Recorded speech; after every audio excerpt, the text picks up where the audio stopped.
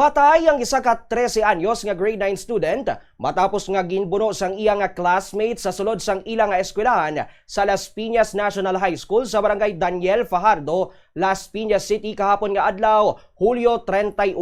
Base sa report sang Southern Police District, kag pahayag ni Las Piñas Acting Police Chief Fermin Armendares III, natabo ang insidente sa atubang mismo sang ilang nga classroom.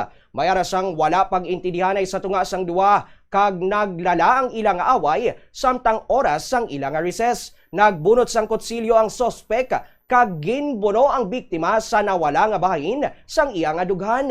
Gilayon naman nga gindala ang biktima sa Las Piñas District Hospital apang gindeklara ini nga dead on arrival. Samtang ang suspect naman ang ginakonsidera nga isa ka child in conflict with the law. Iga-turn over naman sa idalom sang paghinakop sang City Social Welfare Office o CSWD ang menor de edad nga sospek. Sa karon, ginaimbestigaran sa mga kapulisan ang madalom nga motibo sa likod sang nasambit nga trahedya.